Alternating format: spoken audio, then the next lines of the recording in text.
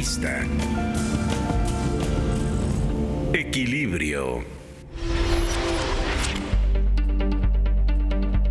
Bueno, estoy aquí con un hombre muy interesante que es Óscar de la Vega, que es socio director de la Vega y Martínez Rojas, Sociedad Civil, y trae un tema, bueno, ha venido siguiendo un tema que está ligado con los derechos laborales, y en este caso la reforma laboral en México, hecha ex profeso a solicitud de nuestros vecinos del norte en el Congreso norteamericano, Nancy Pelosi, etcétera, para que se aplicara una reforma laboral en donde se dieran ciertas libertades al trabajador, que me decía Óscar, bueno, en otras latitudes estas libertades al trabajador son normales, y aquí en México, entre los sindicatos charros y los líderes sempiternos y los cotos de poder y los ejes rectores de la vida política y por ende electoral y los votos y el corporativismo, todo eso que ya sabemos del viejo cuño de las agrupaciones obreras, pues nos tenían y nos daban una óptica diferente, pero con los acuerdos internacionales, de alguna manera esto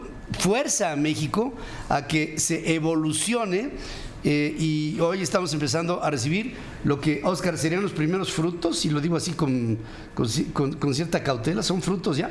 Yo creo que sí, Pedro. Mira, ha habido una conmoción importante el modificar el status quo que teníamos. Vivimos un corporativismo sindical, una entrecomillada paz laboral, pero a cuesta de bajos salarios, de bajas condiciones laborales. Esa es la realidad. Hoy por hoy, desafortunadamente no por motu propio, sino por una serie de acuerdos comerciales, y esto viene desde el TPP, el capítulo 19 del Trans-Pacific Partnership Agreement hablaba sobre estos temas, y particularmente son tres los grandes ejes de toda esta reforma: libertad de asociación, libertad de negociación colectiva y mejoramiento de la justicia laboral. Desde el gobierno de Obama era el impulso importante que se pretendía dar. Sin embargo, pues sabemos que Obama no tuvo éxito en esta gestión comercial, y después se retoma en el TEMEC. En el capítulo 23, exprofeso, para los temas mexicanos y su anexo correspondiente, se habla de estos tres principios.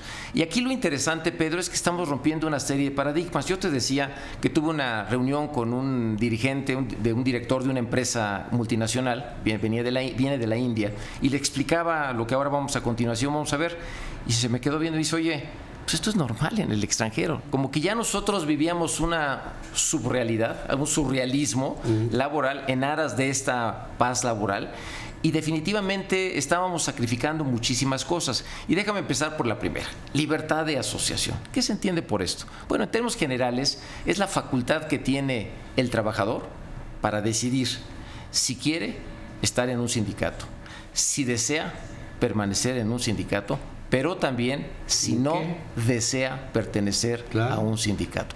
Y en México, por la situación legal que todavía hoy tenemos, porque son artículos transitorios, que es desde el 1 de mayo del 2019 al 1 de mayo del 2023, en el que hay todo un proceso de adecuaciones y de cambios que estamos ya viviendo en este momento. Particularmente uno que se me hace muy interesante: una pequeña, una mediana empresa, una lonchería, una estética que abría un negocio, no acababan de abrir cuando recibían un emplazamiento a huelga por firma de contrato colectivo de trabajo de un sindicato que no había acreditado el tener uno solo de esos trabajadores. En la industria de la construcción, no acabas de abrir una construcción de una casa cuando te caía el sindicato y la extorsión y el chantaje. Lo solapamos, vivimos con él, se nos hacía algo normal.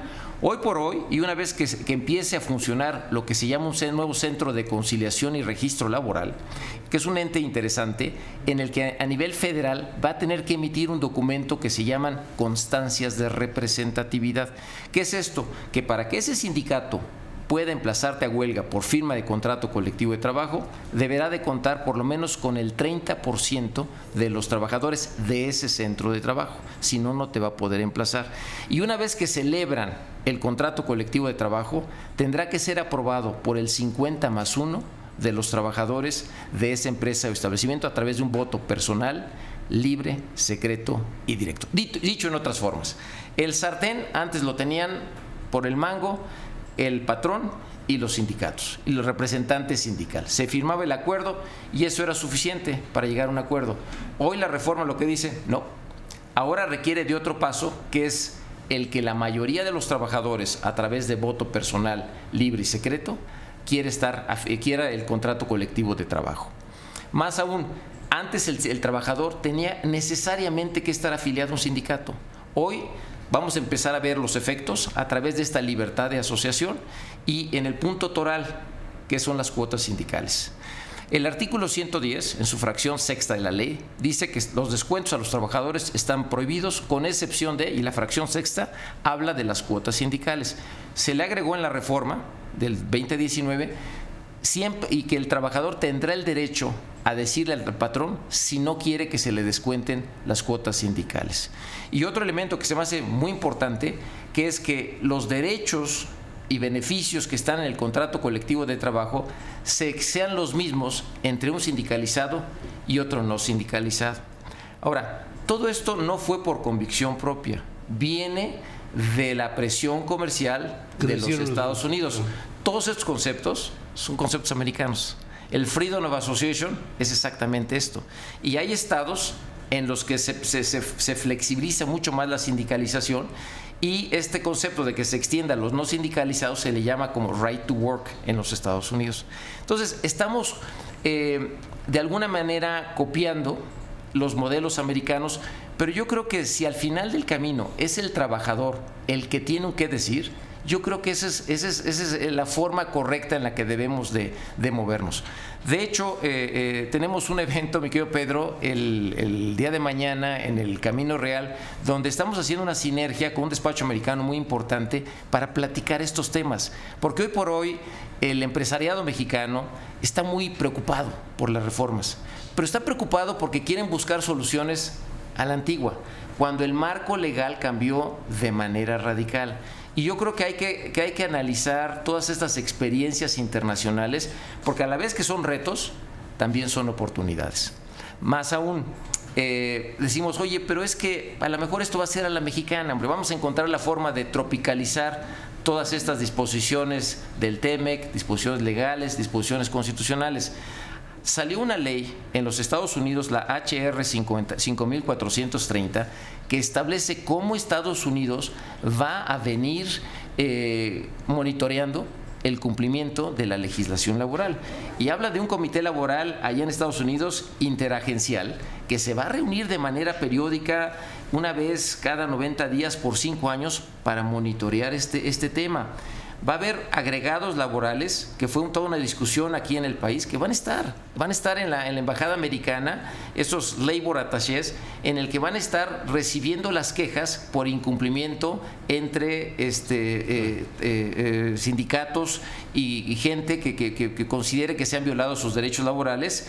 Y finalmente va a haber una junta independiente de expertos laborales en México, de los Estados Unidos, para el monitoreo del cumplimiento de las normas laborales. Es otro México, son 180 grados, no por convicción propia, pero creo, Pedro, que definitivamente son retos, pero también oportunidades para los trabajadores, para las empresas y para el propio gobierno federal. Qué lindo hubiera sido que esto se nos hubiera ocurrido a nosotros.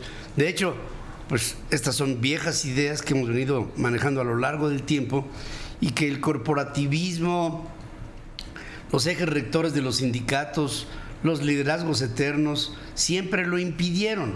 Pero ahora, con esta supervisión que va a haber de parte de los Estados Unidos, miren, habrá mexicanos que no lo vean más que como un intervencionismo.